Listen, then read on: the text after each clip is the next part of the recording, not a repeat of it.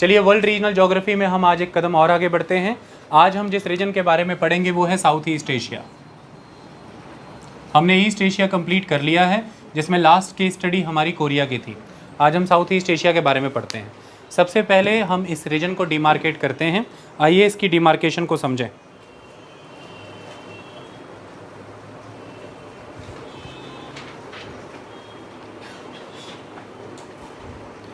देखिए, जब आप साउथ ईस्ट एशिया को पढ़ते हैं, इसे दो रीजन्स में बांटा जाता है, एक मेनलैंड रीजन, एक इंसुलर रीजन। कैसे, आइए समझें।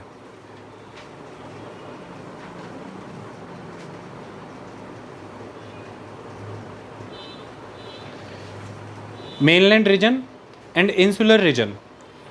मेनलैंड रीजन वो रीजन जो कि चाइना और इसके इस तरफ आ जाएं तो इंडिया से अटैच्ड है। और ये सारा का सारा रीजन आप देख सकते हैं, ये सारा का सारा रीजन यहाँ पर नीचे देखिए मलेशिया तक, ये सारा का सारा रीजन एक पेनिनसुला की तरह एक्सटेंड करता है, एक पेनिनसुला की तरह एक्सटेंड करता है। तीन तरफ से पानी से घिरा हुआ और एक तरफ से लैंड से अटैच्ड। इस पेनिनसुला को इंडो चाइना पेनिनसुला कहते हैं। ये नाम यहाँ पर शासन करने वाली एक यूरोपियन पावर का दिया हुआ नोमेनक्लेचर है, and that power was the French power. French इसे इसकी एसोसिएशन चाइना और इंडियन लैंड के साथ होने के कारण इंडो चाइना रीजन पुकारती थी या इंडो चाइना पेनिनसुला कहती थी। तो आपसे जब कहा जाए कि इंडो चाइना का अर्थ, तो बात मेनलैंड की हो रही है, साउथ ईस्ट एशिया के मेनलैंड की। और मेनलैंड में कंट्रीज़ आती हैं जैसे कि वेस्ट से ईस्ट की ओर चलते हैं, जैसे कि Myanmar, that is the Burma. जैसे आगे बढ़े तो थाईलैंड, जैसे थाईलैंड का एक इस तरफ का हिस्सा आगे बढ़ेंगे तो लाओस, और नीचे की ओर कंबोडिया, और उस ओर बढ़िए तो अंत में वियतनाम। सो उधर वियतनाम, इधर म्यांमार। ओके, सो आप इसको कुछ ऐसा समझिए कि उत्तरी दिशाओं में चीन से कवर्ड है, वेस्ट में इंडियन ओशियन है, ईस्ट में पैसिफिक ओशियन है, साउथ ईस्ट में इसके ऑस्ट्रेलिया एक कॉन्टिनेंट के रूप में है, और नॉर्थ वेस्ट में भारत। ओके, भारत, चीन, Indian ocean, Pacific ocean, Australia, इनके बीच का ये जो क्षेत्र आ रहा है that is south East Asia. Okay, तो ईस्ट में पैसिफिक ओशियन, वेस्ट में इंडियन ओशियन, इसके बीच में आता है the south East Asia. South East Asia का एक रीजन जो कि मेनलैंड कहलाता है, जो कि एक पेनिनसुला की फॉर्म में है, जिसमें ये मुल्क मैंने दिखाए, और ये है आपके सामने, this is the Myanmar, that is Burma. दूसरा है आपके सामने, this one is the Thailand, ये थाईलैंड है। आप ध्यान से देखिए, थाईलैंड का ये जो लैंड है, ये लैंड तो नीचे तक जाता है, पर उसका नीचे का इतना हिस्सा ये मलेशिया का पार्ट है। और यहीं पर आप देखेंगे छोटा सा एक पॉइंट है, दिस इज़ द सिंगापुर। और आप ध्यान से देखिए तो मलेशिया का एक हिस्सा यहाँ है, मलेशिया का दूसरा हिस्सा यहाँ है। मलेशिया दो हिस्सों में टूटा हुआ है।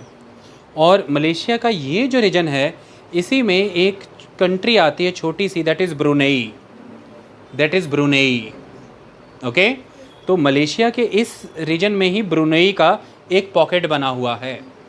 तो कुल मिला के ये बर्मा या Myanmar, this one is the Thailand, this is the Laos, this is Cambodia, and this one is the Vietnam.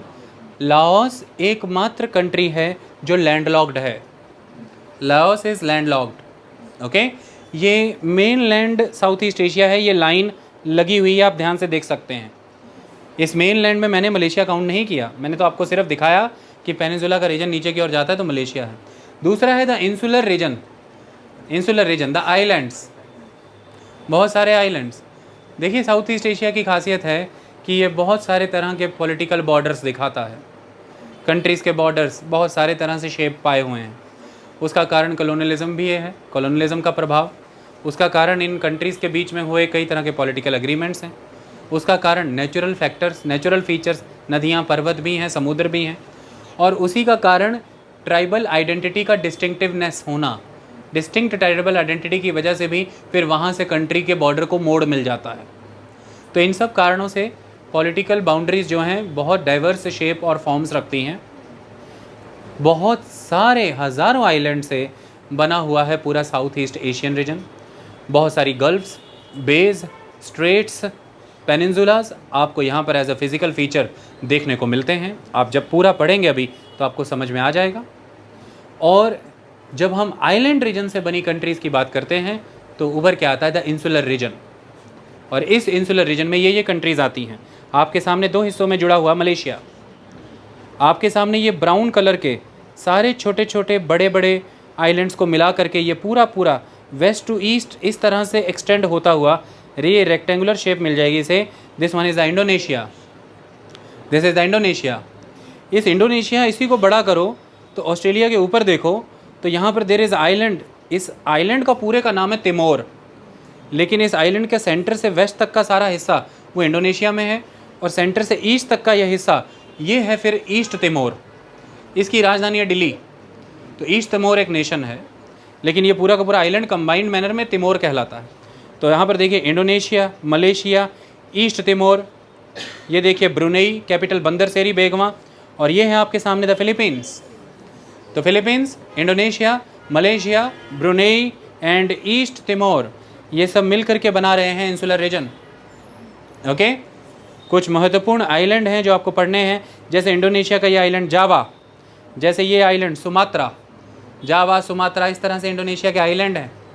Okay, कितने सारे छोटे छोटे आइलैंड्स सारे आपस में जुड़ करके बन रहे हैं एक लैंड, एक फिजिकल फॉर्म।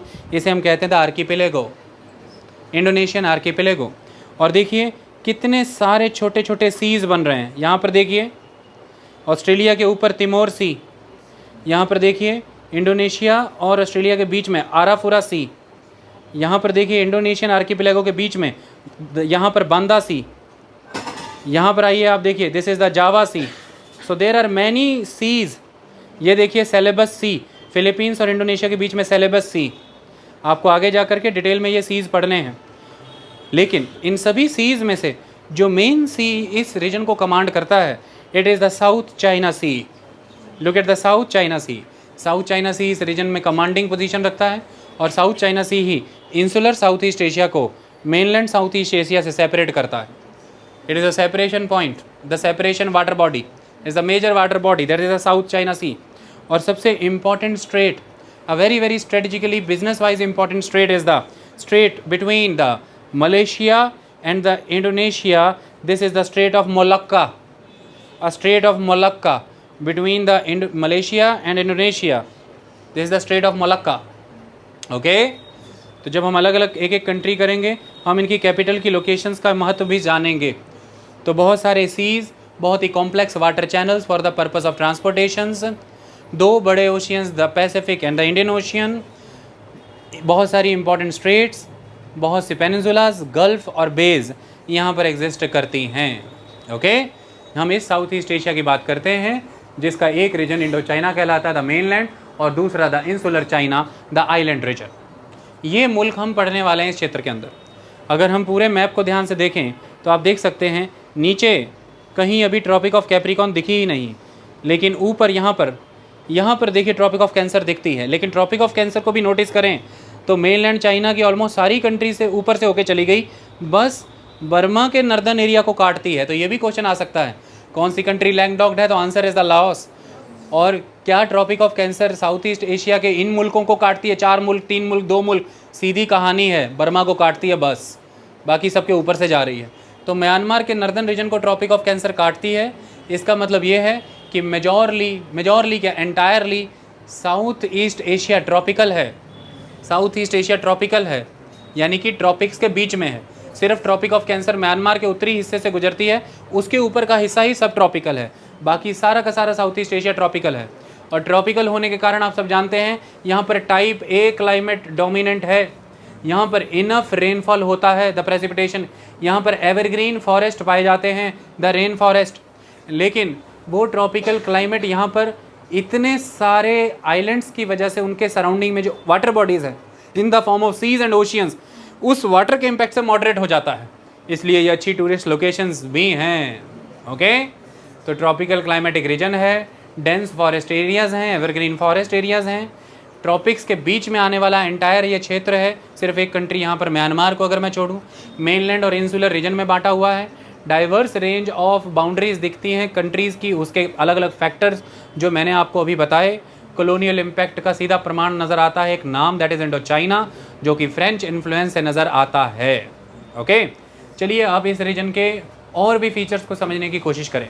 देखिए महत्वपूर्ण है इस क्षेत्र में कुछ नदियाँ, कुछ एक्टिविटीज़ जैसे कि टेक्टोनिक और कुछ एक पर्वत। चलो इन्हें समझने का प्रयास करें। पहले शुरुआती 3 महत्वपूर्ण नदियों को समझते हैं। 3 महत्वपूर्ण नदियां हैं मेकोंग, दूसरी महत्वपूर्ण नदी है इरावदी, तीसरी महत्वपूर्ण नदी है द रेड रिवर। इन तीनों को समझते हैं, इनके रूट को समझते हैं, ज़िंदगी बेहतरीन हो जाएगी इनको समझने के बाद। आइए अलग अलग इमेजेस के माध्यम से मैं आपको इन्हें दिखाता हूँ। सबसे पहले मैं आपको एक ओवरऑल इमेज दिखाना चाहता हूँ। क्या खूबसूरत इमेज, इस इमेज को देखिए। ये सभी की सभी नदियाँ जो मैंने अभी नाम ली, ये सभी चीन के तिब्बतीय क्षेत्र से उत्पन्न होंगी, यानी कि चीन के तिब्बतियन रीजन से इनका ओरिजिन होगा। ओके, और ये फिर अलग अलग साउथ ईस्ट एशियन कंट्री से होकर के फ्लो करेंगी, अपनी एस्चुरीज और डेल्टाज बनाएंगी।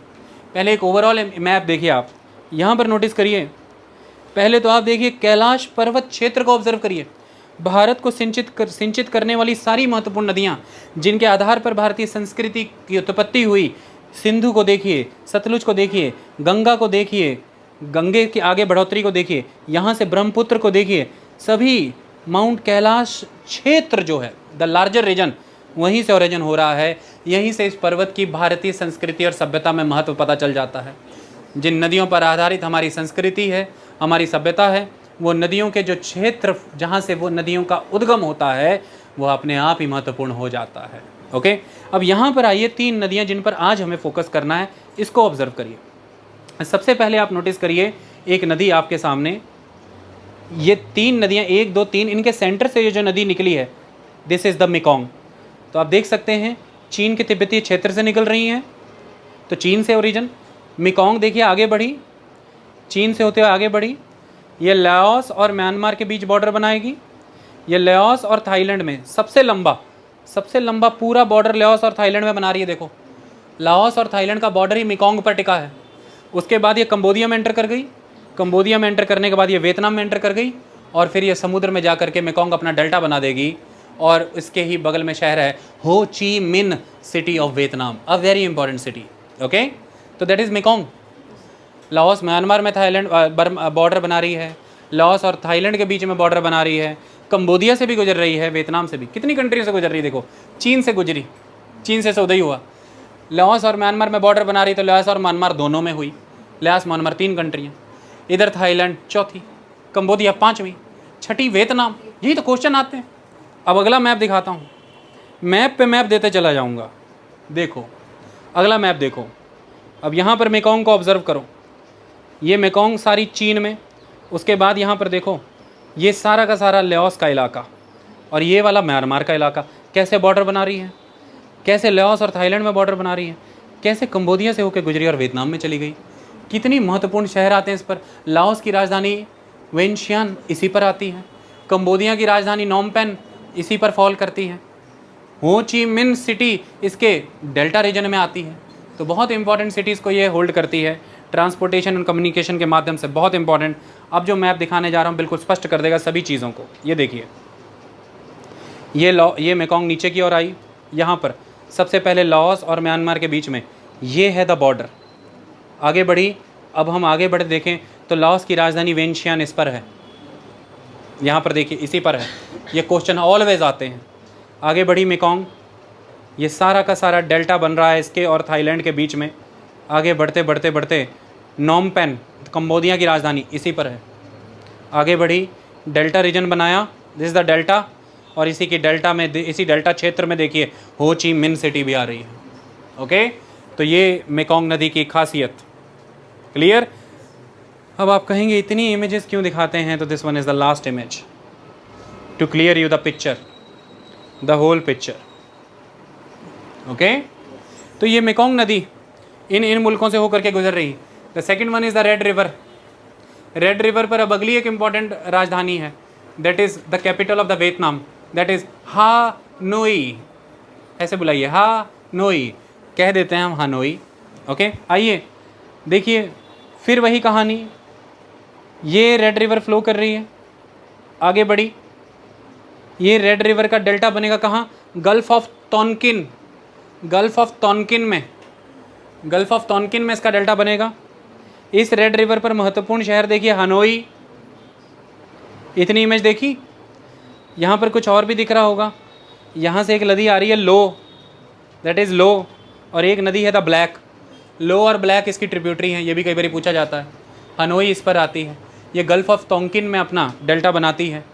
ओके, और ये वियतनाम की एक महत्वपूर्ण नदी है, अभी आपको समझा देते हैं। आ जाइए, ये इमेज देखिए, अब आपको समझ में आ रहा होगा।